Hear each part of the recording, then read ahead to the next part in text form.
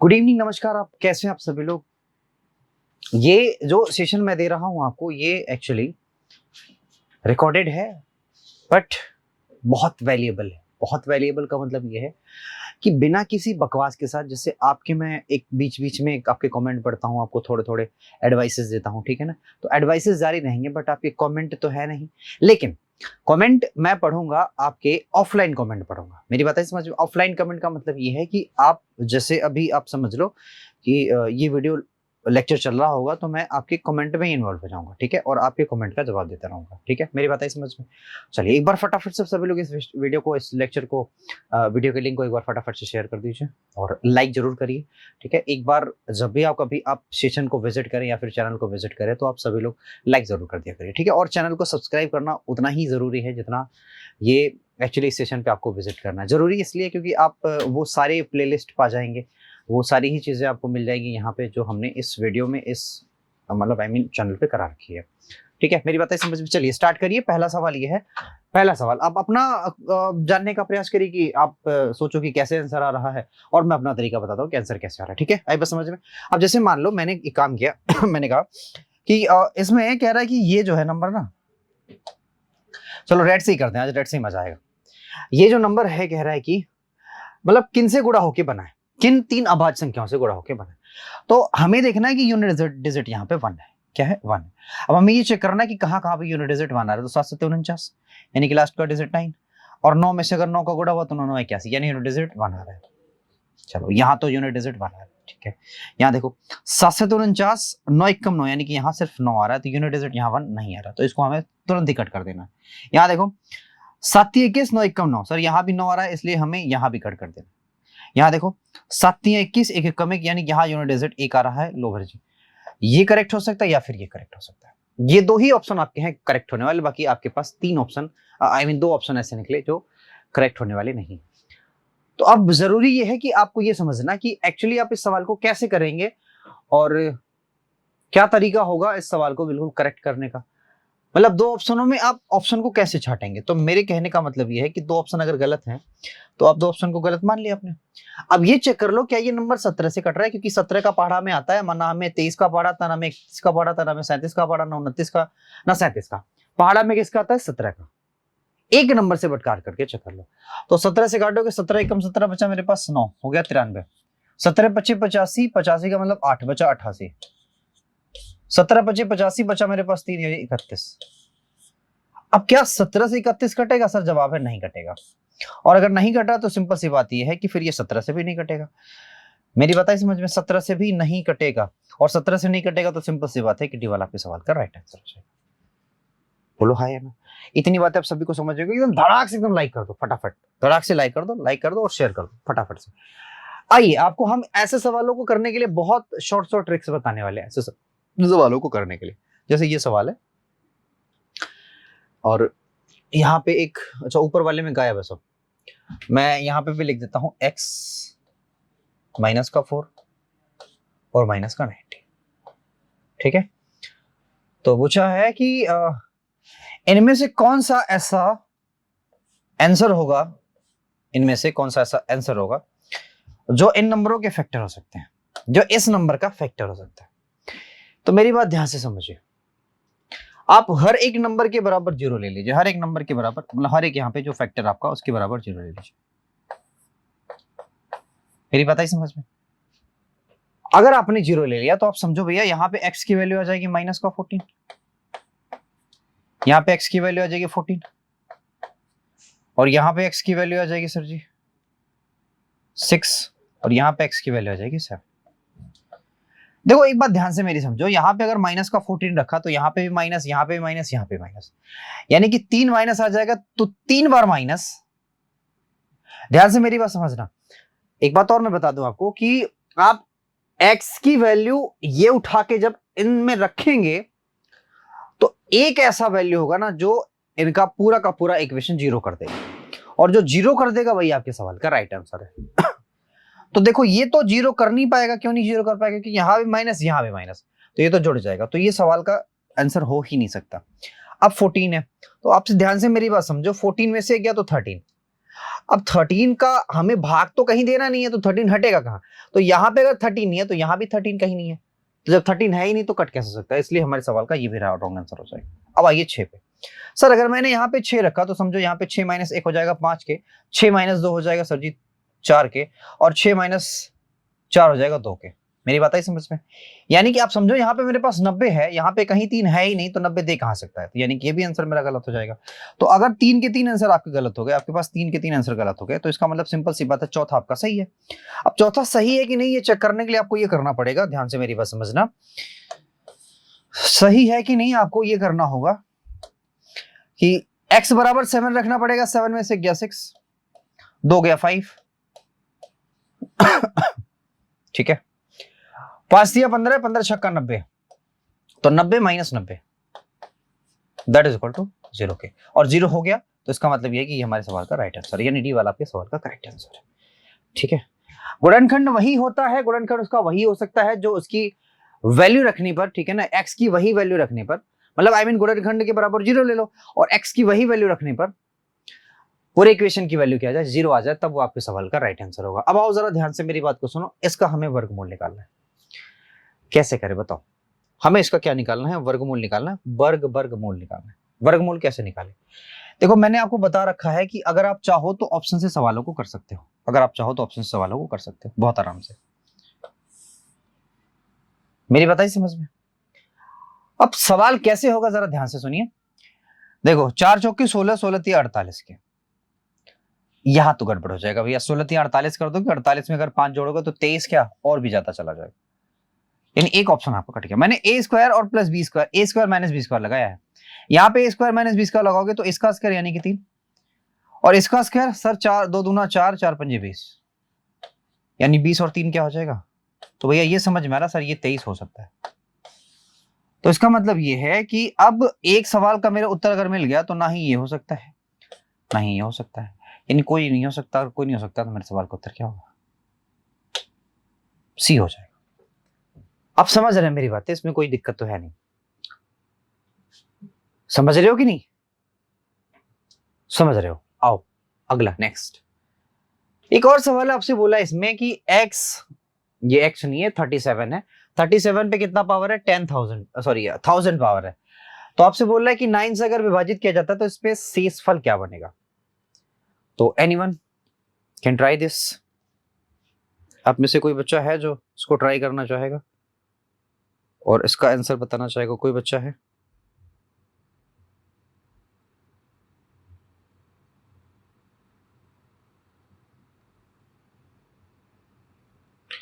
अगर कोई करना चाहता तो कर लो ट्राई।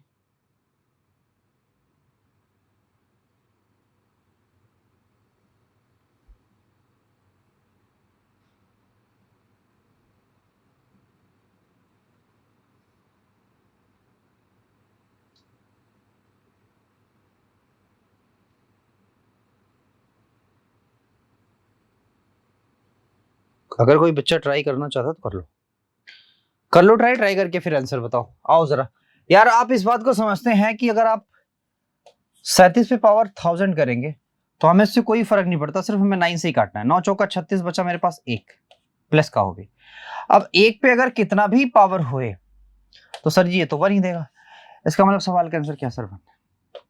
बढ़ने की जरूरत नहीं है। आओ आगे बढ़ो, आगे जितना बढ़ोगे तुम उतना बढ़िया बढ़िया सवाल पाओगे। नेक्स्ट, दो संख्याओं के एलसीएम और एचसीएफ का योग ये है, यानी एलसीएम और plus HCF that is equal to मेरे भाई कितना है? 536। कह रहा है एलसीएम और एचसीएफ,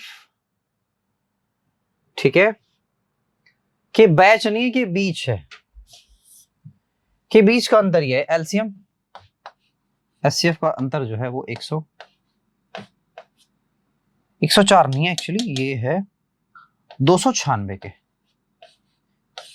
यहां से आप एलसीएम अलग एचसीएफ अलग निकाल सकते हैं बहुत आराम से, ठीक है। तो अगर एलसीएम निकालना चाहते हो तो भैया एलसीएम क्या निकलेगा, ध्यान से मेरी बात समझो और मैं बताता हूं आपको कि क्या एलसीएम निकलेगा। दोनों को जोड़ दो और बटा 2 कर दो, तो दोनों को जोड़ोगे बटा 2 करोगे तो 6 6 12 के 2 कैरी हो गया मेरे पास, 1 के 9 3 12 13 के होगा, 3 के कैरी हो गया मेरे पास, 1 के 5 2 7 और 1 8 हो गया। अब 2 से आई मीन भाग दे लो तो 416 आएगा, तो 416 इसका एलसीएम आ गया।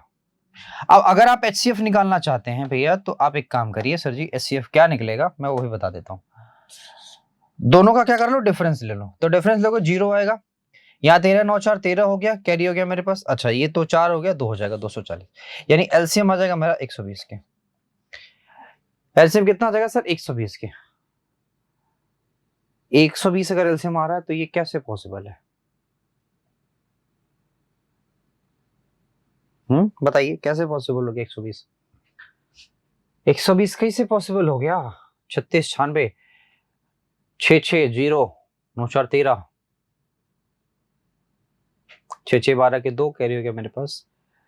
But how is this possible? हमें कैसे लग गया कि एलसीएफ 120 हो जाएगा? 120 तो होना ही नहीं चाहिए, समझिए।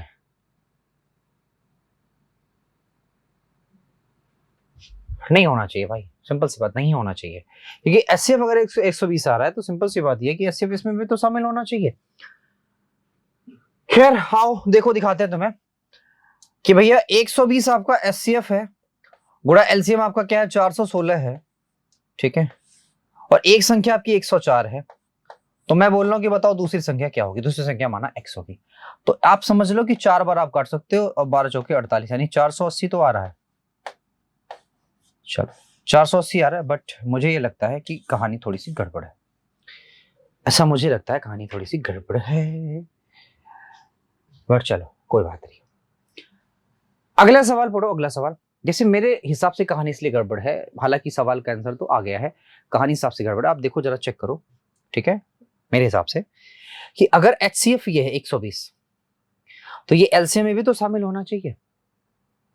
सीधी सीधी बात कर रहा हूं, ये एलसीएम में भी तो शामिल होना चाहिए, क्योंकि एलसीएम बराबर होता ही है एच एक्स भाई, यानी कुछ भी हो लेकिन एच जरूर रहेगा, यानी 120 तो रहेगा ही रहेगा। और आप देखो इसमें 120 है ही नहीं, तो इस हिसाब से मैंने सोचा कि सवाल में तो कुछ तो गलती है। हालांकि अगर आंसर है तो हम क्या ही कर सकते हैं। अब वो बनाने वाला देखेगा ना कि सवाल जिसने बनाया वो समझेगा, और उसने आंसर भी दिया तो हमने आंसर भी निकाला। लेकिन गड़बड़ तो है, कुछ ना कुछ गड़बड़ है। और सीरियसली बता रहा हूं कि ये बिना सिर पैर का सवाल बनाया था, इसने सीधा सीधा डेटा लिखा था अपने मन से, इसने कोई इसके पीछे कोई लॉजिक नहीं समझा, कोई लॉजिक लगाया ही नहीं इसने। आओ जरा अगले सवाल पे चलते हैं। अगला सवाल यह है कि 3 धावक है, एक वृत्ताकार पथ पे दौड़ रहे हैं, एक चक्कर में वो 20 30 और 35 मिनट में पूरा कर सकते हैं प्रस्थान में। अगली बार कब मिलेंगे, अगली बार कब मिलेंगे? तो सीधी सीधी बात है, इनका एलसीएम ले लो। देखो एलसीएम में आप 7 को उठा लो, या 7 को मत उठाओ, 35 को सीधे उठा लो। अगर मैंने 35 को उठाया तो सिंपल सी बात यह है कि 5 को भी उठाया और 7 को भी उठाया, तो 5 चौका 20, 5 छक्का 30। अब एक काम करो सर जी, अब 12 को उठा लो। 12 को उठाया तो कहानी खत्म। देखो 12 पंजे 60, यानी कि 7 गुणा 60, यानी इतना मिनट कर सकते हो। अब इसको घंटे में बनाना चाहते हो तो सिंपल सी बात है बालक, 60 से काटो, 7 घंटा। 7 घंटा बाद एक दूसरे से मिलेंगे। ये देखो 7 घंटा यहाँ पे है सर्वे, समझ गए? मैंने मिनट में लिखा था, भागा भागा 60 से कर दिया तो घंटे में हो गया चेंज। आइए अब जरा इस सवाल को हम कैसे करते हैं। देखो सारा दिमाग तुम्हें इसी पे लगाना है, जितना भी तुम्हारे अंदर भगवान ने दिमाग दिया है सबका सब इसी में आपको लगाना है, सबका सब इसी में लगाना है। अब सवाल देखो भी लोग क्या पूछा है, क्योंकि सवाल देखोगे नहीं तो समझो कि कैसे। कह रहा है कि 5 पेंसिलें हैं, 6 नोटबुक है, 7 आपके पास इरेजर है। यहाँ देखो 6 पेंसिल हैं, 4 आपके पास नोटबुक है और 2 इरेजर है। आपको कह रहा है 180 में मिल रहा है, यहाँ 250 मिल रहा है। बोले आपसे कि 2 नोटबुक और 4 इरेजर की कीमत बताओ। इसका मतलब यह है कि भाई साहब कि पेंसिल को किसी ना किसी तरीके से कट करना है, पेंसिल को किसी ना किसी तरीके से कट करना। तो आप मुझे ये बताओ कि पेंसिल को मैं किस तरीके से कट कर लूं, पेंसिल की संख्या क्या कर लूं, बराबर कर लेता हूं। यानी कि मैं बोल दूं कि भैया इसमें मैं 6 का गुणा कर दूं, 5 छक्का 30 पेंसिल, 6 से गुणा किया तो 36 नोटबुक, 6 से गुणा किया 6 7 42 इरेजर, ठीक है, और 6 का इसमें गुणा किया तो 25 दूना 50 और 5 दिया 1500। समझ गए क्या? अब अगर हमें पेंसिल ही बराबर करना तो इसमें 5 का गुणा करना पड़ेगा, 3 30 पेंसिल, 5 चौका 20 नोटबुक और 5 दूना 10 इरेजर। 2 मतलब 5 से गुणा किया तो 18, कितना हो जाएगा 18 95 900। माइनस माइनस माइनस गया सर, गया तो यहाँ पे 16 है, 16 नोटबुक प्लस 42 में से गया तो जाएगा 32 इरेजर, और यहां जब आप घटाओगे तो 15 हो जाएगा 600 के। हमसे क्या बोला है कि 2 नोटबुक और 4 इरेजर। एक काम कर लो, 16 से काट लो, तो 16 से काटोगे तो हो जाएगा 16 एकम 16। अच्छा ऐसा करो, 16 से नहीं 8 से काटो, तो 8 से काटोगे तो आपके पास हो जाएगा 8 दूना 16 यानी कि 2 नोटबुक प्लस 4 8 चौका 32 यानी कि 4 eraser. That is equal to 8 से इधर काटा है तो 8 से इधर भी काट लोगे। तो भैया आप समझो कि 3 आ गया और 25 चौका 100, 25 दिया 75 के, यानी 75 रुपए मिलेंगे। 75 रुपए में आपको 2 नोटबुक और 4 इरेजर मिल जाएंगे। क्लियर है भाई? सवाल में कुछ था नहीं, बस ऐसे ही है। उम्मीद है आप मेरी बातें समझ गए होंगे। बताइए क्या करूं मैं इसमें खता? ठीक है कि सवाल हो जाए खटा खटा खटाखट। तो आपसे इसने ये बोला है, एक्चुअली इसने आपसे ये बोला है कि भाई साहब ऐसी बात है कि ध्यान से मेरी बात समझो। कह रहा है कि 2 पे पावर 50 है, 2 पे पावर 49 है, मतलब 1 पे पावर 50, 3 पे पावर 48 है। तो इसका मतलब ये है कि भाई साहब ऐसे करके ये घटता जा रहा है। समझ गए? अब बोलोगे सर बिल्कुल समझ गए। तो ध्यान से मेरी बात समझिए, और मैं आपसे यही बताना चाहता हूं कि अगर आप इसका फैक्टोरियल लेना चाहते हैं तो सिंपल सी बात यह है कि फैक्टोरियल आपका सिर्फ एक ही बार मिलेगा। मैं बताना चाहता हूं कि फैक्टोरियल कितनी बार मिलेगा। तो एक बार तो मिलेगा 50 फैक्टोरियल, या आप ऐसा मत करो, अब मैं आपको बताता हूं कैसा करना। एक बार मिलेगा 1 फैक्टोरियल गुणा 2 फैक्टोरियल गुणा 3 फैक्टोरियल गुणा 4 फैक्टोरियल गुणा 5 फैक्टोरियल, ऐसे डॉट डॉट डॉट डॉट करके सर जी ये मिलेगा आपके पास 50 फैक्टोरियल के। नहीं समझे तो मैं अब समझाता हूं आपको, जरा ध्यान से मेरी बात समझो कि एक तो भाई साहब 50 बार है, यानी एक को हम 50 बार लिख सकते हैं, ठीक है। लेकिन आई बात समझ में?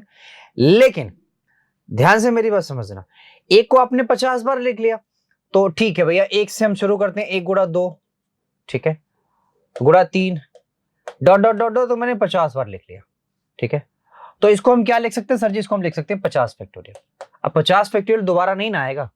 चलो एक बार 1 से लेके गुणा 2 गुणा 3 dot dot dot dot dot dot, 50 तो है नहीं, अब 49 है, तो सर जी हो जाएगा 49 फैक्टोरियल। मेरी बात आई समझ में? अब 49 है नहीं तो ऐसे करके फिर 48 फैक्टोरियल, फिर ऐसे करके 47 फैक्टोरियल, फिर ऐसे करके 1 फैक्टोरियल तक ऐसे करके आएंगे। समझ गए कि नहीं बताओ? तो आप बोलोगे भैया हम समझ गए। समझ गए? चलिए अब ध्यान से मेरी बात समझिए। यहां के पास कोई जीरो नहीं मिलने वाला, यहां के पास जीरो नहीं मिलने वाला। तो आप जरा ध्यान से मेरी बात समझो, आपके पास कितने जीरो मिलने वाले हैं? इसके पीछे भी एक लॉजिक है, इसके पीछे भी एक रीजन है। इसमें सिर्फ कितने मिलेंगे सर? इसमें मिलेंगे आपके पास 1 जीरो, ये मिलेंगे ना, 1 जीरो मिलेगा। तो 5 में 1 जीरो है, ध्यान से मेरी बात समझो, 5 में 1 जीरो मिलेगा, और 6 में सर जी 6 में भी 1 जीरो, 7 में भी 1 जीरो, 8 में भी 1 जीरो, 9 में भी 1 जीरो, ठीक है। 10 में मेरे भैया मिलेगा 2 जीरो, ठीक है। तो ध्यान से मेरी बात समझो, ध्यान से, कि 5 से लेके 9 तक कितने भाई? 1 जीरो, यानी 1 2 3 4 5, 5 जीरो हो गए, समझ गए। और 10 से भैया 14 तक 2 2 मिलेंगे। तो 10 से अगर 14 तक 2 2 मिलना है तो सिंपल सी बात यहां लिख लो 2 2, 10 से 14 तक। ओहो,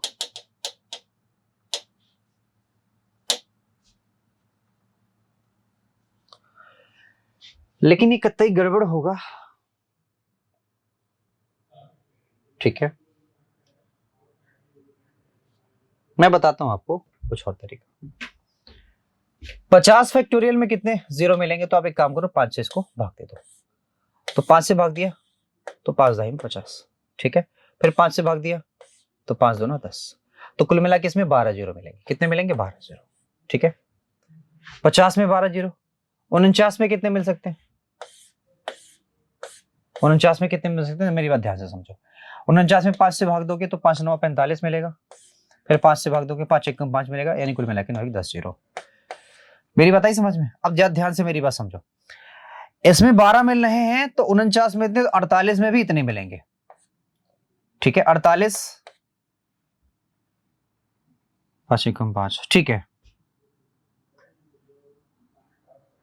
ठीक है। देखो 48 में 49, 48, 47, 46 और 45। 45 में कितने मिलेंगे भाई? 5 9 45 और 5 1 5। 45 में भी इतने जीरो मिलेंगे। ठीक है, समझ गए? अब 46 में 2 जीरो कम हो जाएंगे। 46 में 2 जीरो कम हो जाएंगे। इस तरह से आप करके देखो, लेकिन ये भी लंबा हो जाएगा थोड़ा सा। हालांकि जब मैंने सवाल देखा था तो मेरे दिमाग में ये चीज नहीं था, ये पावर नहीं था मेरे दिमाग में, नहीं तो मैं इसको कुछ निकालता कुछ। आप देख रहे हो 2 2 जीरो कम हो जा रहे हैं, यानी 8 हो जाएगा। 8 44 43 42 41 40। 39 39 के बाद ये 6 हो जाएगा। 6 6 6 6 6 5 5 बार आ रहा है ना, 6। तो 39 के बाद ये हो गया आपका 35 पहुंच गया। इसके बाद अब आ जाओ 4 4 पे।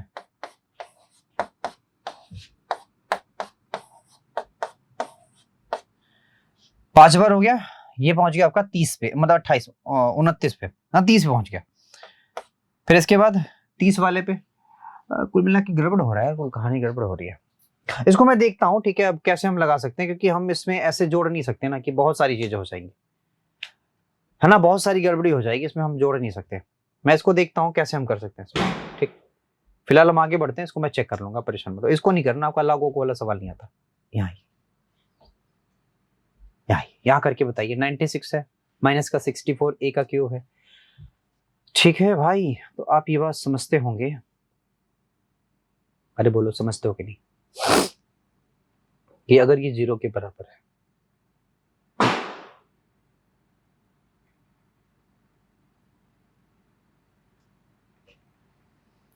हमें एक्चुअली रखनी है टी की वैल्यू।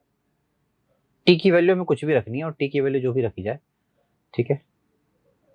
तो आप देखोगे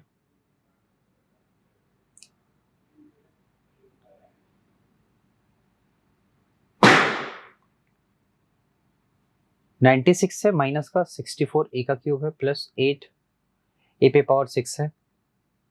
ठीक है, समझ में आ रहा है?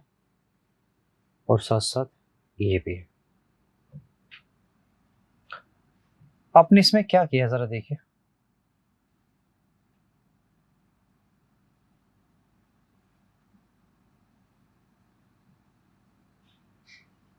अब इसमें कोई वैल्यू रख के चेक करना, ठीक है ना। मैं इसमें बताता हूं आपको क्या होगा। फिलहाल आप यहां आ जाइए। यहां आने के बाद आपने ये देखा कि यहाँ पे एक्स स्क्वायर माइनस, ये सब गड़बड़ लिखा है यार ऑप्शन में। ये करिए, ठीक है। वो थोड़ा सा वो सवाल की गड़बड़ी है इसमें। देखो x square minus y square, x y x square minus, ये सब सेम ऑप्शन हो गया। ठीक है, अब उसको मत करिए, ये मैं देख लूंगा। ठीक है, आप इस वाले को करिए, इस वाले को। ठीक है, इस वाले को निपटाइए, करते हैं। यहां इसने बोला कि 2ab minus b square 6a square minus ab। यहां बोला कि 1:6 के बराबर है, तो कह रहा है what is the ratio of a plus b and a minus b. हाँ, ये अच्छा है, ये बढ़िया है। तो इसमें हमें चेक ये करना है ना मेरे भाई साहब, कि आप ये समझो कि इस वाले की वैल्यू क्या है, 1 के बराबर है, और इस वाले की वैल्यू 6 के बराबर है। समझ गए? तो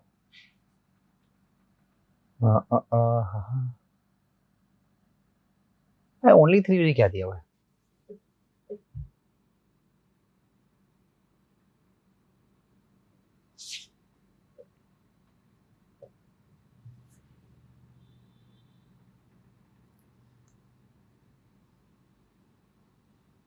पूरा सत्यानाश कर दिया इसने, पूरा सत्यानाश कर दिया।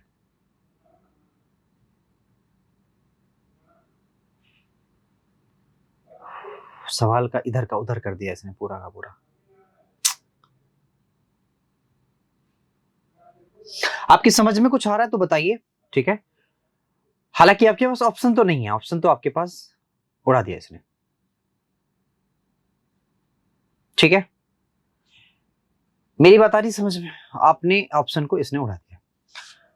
तो ध्यान से मेरी बात समझिए, आपके पास क्या ऑप्शन है। इसको आप ऐसे कर सकते हैं कि आप इसको कर लो 2 को मारो गोली, इसमें से आप बी कॉमन ले लो। तो बी अगर आपने कॉमन लिया तो यहाँ पे बचा 2, ठीक है। ए समझ रहे हो, 2a माइनस का b 1 अपॉन, यहाँ आपके पास है 6a², तो यहाँ से आपने a कॉमन लिया तो आ गया 6a माइनस का b, ये 6 के बराबर हो गया। समझ गए। तो अब जरा ध्यान से सुनो कि अगर मैं चाहूं तो दो चीजें कर सकता हूं। दो चीजें क्या कर सकता हूं, मैं चाहूं तो कंपोनेंट और डिविडेंड लगा दूं, या फिर मैं एक काम कर दूं, इन दोनों को ऐड कर दूं। इन दोनों को ऐड करने के बाद मुझे क्या मिल सकता है, इन दोनों को ऐड करने के बाद मुझे मिल सकता है कि 6a² और साथ साथ क्या मिल सकता है, माइनस का 3b²। ठीक है, दो चीजें मिल सकती हैं। देखो मेरे कहने का मतलब ये है कि मुझे लगता है सवाल में कोई ना कोई गलती है थोड़ी सी, ठीक है, इसलिए मिल भी नहीं रहा। ठीक है, आइए अगले वाले सवाल पे आते हैं। ये वाला सवाल देखिए, ये वाला सवाल आप करिए, देखिए करने का प्रयास करिए। थोड़ी सी टाइपिंग मिस्टेक है बट इसको हम चेक करते हैं, इसको हम देखते हैं। ध्यान से मेरी बात समझ लीजिए, मैं जो चीज बताऊंगा एकदम जेन्युइन बताऊंगा इसमें, ठीक है। जब आपके पास ऐसी चीजें आए और बोल दे कि ये सारी वैल्यू किसके बराबर है, के बराबर, आपको इसमें से क्या पूछा इसने, इसमें पूछा आपने कि x² + y² + z² माइनस का 2xy माइनस का 2 और ये भी, ये सारी चीजें, ठीक है। आई बस समझ में कि नहीं, सब प्लस ही कि माइनस भी है, ठीक है। और आपसे इसने पूछ लिया कि भैया बताओ इसकी वैल्यू। तो एक बात ध्यान से मेरी बात समझ लेना कि जब भी कभी आंसर ऐसा पूछेगा, जब भी कभी पूछ ले, जैसे आप इसको चाहो तो क्या लिख सकते हो, तो आप बोलोगे सर जी ऐसा हम तभी लिख सकते हैं कि जब x क्या क्या माइनस होना चाहिए, जरा भी चेक कर लो, क्योंकि इसमें तो प्लस ही होता है। तो एक तो x माइनस हो सकता है राव, लेकिन y तो माइनस रहेगा ही रहेगा, क्योंकि y दोनों को माइनस कर रहा है। चलो एक ही y माइनस ले लो y को, क्योंकि अगर y माइनस है तो इसको भी माइनस कर देगा और इसको भी माइनस कर देगा, बाकी z को प्लस कर लो। तो असल में आपसे पूछ रहा है कि इसकी वैल्यू क्या होगी, समझ रहे हैं। मेन चीज ये है कि आपसे पूछ रहा है इसकी वैल्यू क्या होगी। अब जरा ध्यान से मेरी बात समझिए, अगर ऐसा है तो सिंपल सी बात यह है कि स्क्वायर है तो के की वैल्यू तो वैसे भी स्क्वायर है, यानी के की वैल्यू हर जगह स्क्वायर में, इसमें कोई डाउट नहीं है। किसकी वैल्यू नेगेटिव है जरा ये चेक कर लो यार। आपको याद होगा मैंने आपको एक तरीका बताया था कि a by B, b by C, b by C कर, c बाई डी और e बाई एफ। मैंने बताया था अगर ये k के बराबर है तो बाकी अगर इसके मल्टीपल, जैसे मान लो आपके पास a plus c plus something something करके है, a प्लस सी समथिंग करके है, और बटा इसी फॉर्म में और इसी मल्टीपल में अगर देता है तो इसकी वैल्यू k के बराबर होगी, ठीक है। सॉरी, मैंने बताया था ऐसी वैल्यू भी k के बराबर होगी। तो एग्जैक्ट आप ये चेक करो कि अगर आपने y को सिर्फ माइनस रखा है तो y को माइनस रखने का क्या मतलब है, y को माइनस रखने का मतलब ये कि सिर्फ b की वैल्यू माइनस मिलेगी, बाकी सब वैल्यू प्लस मिलेगी, सिर्फ b की वैल्यू। तो b की वैल्यू माइनस देखो सिर्फ, बस बाकी कुछ मत देखो। तो b की वैल्यू माइनस किस में मिल रही है, सिर्फ b में, सिर्फ b में, ठीक है भाई, आई बात समझ में, b की वैल्यू सिर्फ, ठीक है भैया। एक यही तरीका अपनाएंगे, बाकी और कोई नहीं। आइए अगला वाला सवाल करिए। अगला वाला सवाल करने से पहले दिमाग पे जोर डालिए, जरा सोचिए कि कैसे आप कर सकते हैं। 3 आपके पास धनात्मक संख्याएं हैं, क्या है वो 2 है, 3 है और 5 है, इसके अनुपात में यार इनके वर्गों का क्षेत्रफल, ठीक है, वर्गों का योगफल होगा, क्षेत्रफल नहीं होगा। यार गड़बड़ बहुत हो रहा है, सवाल इतना गड़बड़ नोट हो रहा है कि क्या ही बताऊं। आपसे कह रहा है ये जो है 1368 है, तो आपसे बोल रहा है कि बताओ संख्याओं का योगफल क्या होगा। तो संख्याओं का योगफल क्या होगा 10 के रेशियो में, तो 10 के रेशियो में होगा तो सिंपल सी बात ये दोनों तो कट जाएंगे, लेकिन फिर भी हम सवाल का उत्तर नहीं निकाल पाएंगे। स्टिल आप स्क्वायर करके चेक करो, 2 दूना 4 प्लस 3 तिया 9 प्लस 5 5 25, ठीक है, और साथ साथ इसके साथ साथ एक्स स्क्वायर भी चुन लेना, दैट इज इक्वल टू हो जाएगा 1368। समझ गए भाई, 1368 के। क्लियर है? तो अब हम क्या करें भाई, देखो 9 जोड़ोगे 36, 36 4 40, 9 जोड़ोगे 36 नहीं 34, 34 4 38, 38।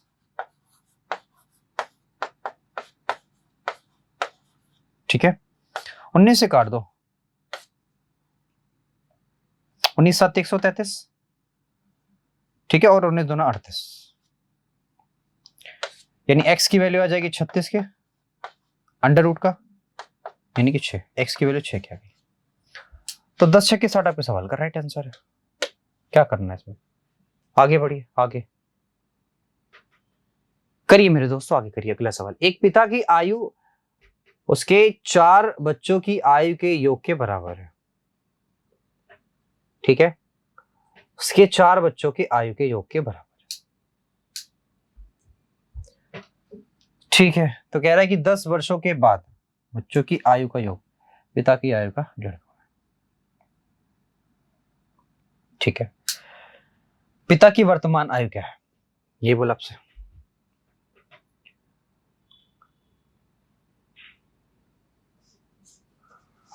उसके 4 बच्चे अगर मान लो ABCD हैं, ठीक है, तो P के बराबर यानी कि फादर पिता के बराबर है।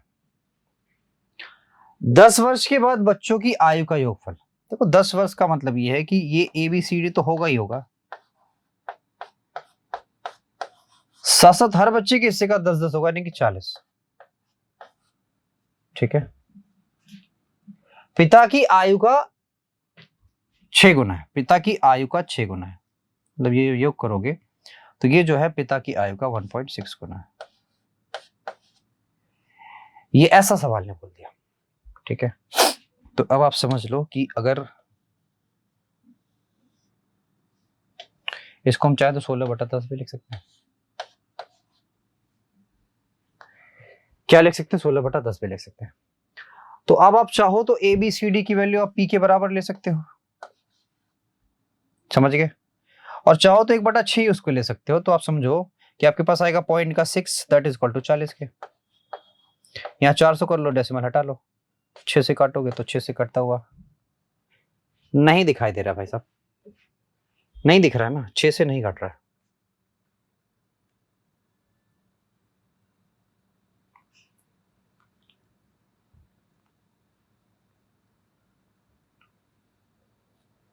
चालीस तो पक्का है, इसमें कोई डाउट है ही नहीं। और ये P हो जाएगा, P उधर जाएगा तो पॉइंट का 6 हो जाएगा, क्योंकि एक तो घट जाएगा।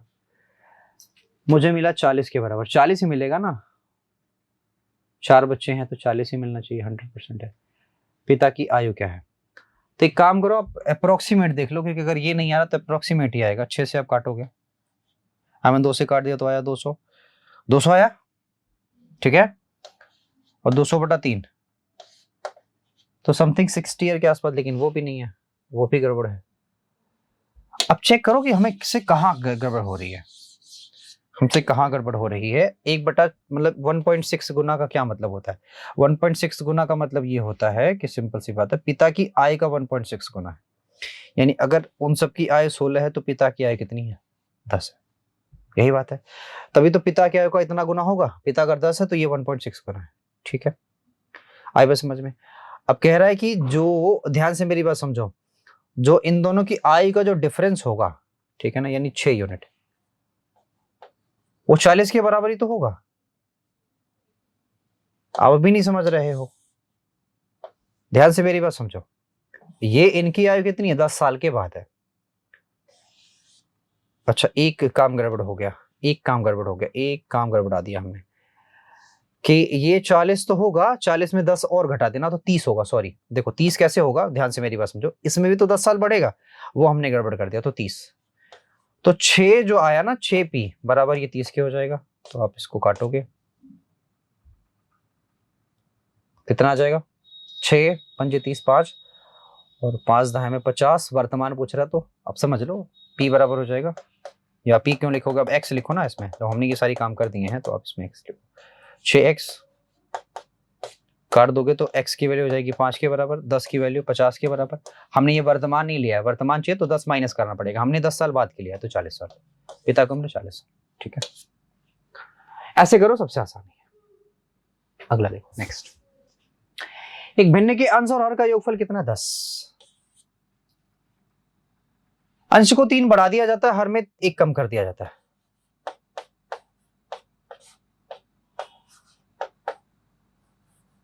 ठीक है, तो भिन्न 1 बन जाता है, तो भिन्न क्या बन जाता है? 1 बन जाता है। अच्छा जी, कह रहा है कि भिन्न के अंश में कितना, पहले भिन्न तो निकालो। तो ये हो जाएगी भैया क्या,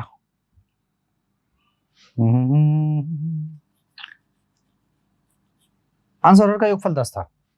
अच्छा, योगफल 10 है, ठीक है। x प्लस का 3, y माइनस का 1, इसको इधर कर दो, x माइनस का y that is equal to minus का 4। समझ गए? अब आप दोनों को आप करोगे तो x की वैल्यू आ जाएगी क्या, सब दोनों का जोड़ो बटा 2 करो, 3 हो जाएगा, और घटाओ बटा 2 करो तो घटाओगे तो आएगा प्लस 14 7, y की वैल्यू 7। ठीक है, तो दोनों का डिफरेंस क्या आ जाएगा? 4 आएगा। अब समझ रहे हो ना मैं क्या कर रहा हूँ? समझ रहे होगे यार, कोई दिक्कत तो है नहीं। आगे बढ़ो, ये सवाल आपके एग्जाम के नहीं है, ये सवाल आपके एग्जाम में नहीं आएगा, गलती से आ गया ये। अगला चलो, वार्षिक रूप से सृजित होने वाली कोई धनराशि 5 वर्षों में दोगुनी हो जाती है, कितने वर्षों में चौगुनी हो जाएगी? तो 5 वर्ष में दोगुनी होने का क्या मतलब है? ये क्या है? कंपाउंड है, तो 5 में दोगुनी, और ये 4 गुनी, 4 गुनी का मतलब 2 पे पावर 2, इसमें गुणा कर दो तो 10 साल लगेंगे। पावर का समय में गुणा। बोल रहा है इसका मान क्या होगा भाई? इसका भी मान 0 ही होगा, क्योंकि ये वही है x, ये वही है a plus b plus c that is equal to 0 के। तो आपसे पूछ रहा है a का क्यूब प्लस b का क्यूब प्लस c का cube minus 3 a b c that is equal to, ये भी 0 के होता है। ठीक है, समझ में? ये वही चीज है, कुछ नहीं है बाकी। एक और है, शीला एक सूट को 2 दिन में सिल सकती है, मीना उसी सूट को 1.5 दिन, 1.5 दिन का मतलब 3/2 सिल सकती है। दोनों 30 सूट कितने दिन में सिल सकते हैं? पहले ये तो देखो कि एक सूट सिलने में दोनों को कितना समय लग रहा है। ठीक है, आई बात समझ में? तो दोनों का ऐसे हो जाएगा 3 दूना 6।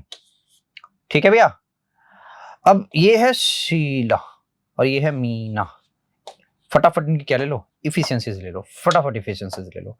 तो 2 से काटोगे तो 3 आ गया, और यहां से काटोगे तो इसका हो जाएगा 4। मेरी बात आई समझ में? अब दोनों क्षमताएं मिल जाती हैं, तो दोनों क्षमताएं मिल जाएंगी तो आप समझो कि आपके पास 7 क्षमता हो जाएगी। 7 क्षमता हो गई, 30 सूट सिलना है इनको, कितने दिन लगेंगे? समझ गए? तो भैया अगर इतना दिन ले रहे हैं एक सूट सिलने में, तो 30 सूट सिलने में 6/7, 7 चला जाएगा ऊपर, 5 आ जाएगा, और 5 7 35, तो 35 दिन में पूरा का पूरा 30 सूट सिला जा सकता है। ये रहे आपके सवाल, ये जितने सवाल मेरे पास थे। कुछ इसमें से सवाल ऐसे थे जिनका टाइपिंग एरर है, तो घबराए नहीं बिल्कुल, ठीक है ना? जो टाइपिंग एरर है उसको हम अगले सेशन में ले लेंगे। बाकी आप सेशन को पूरा देखिए जैसे आप यूजुअली हमेशा देखते हैं। ठीक है, लाइक करिए, शेयर करिए, सब्सक्राइब करिए। ठीक है, thank you so much, bye bye, take care.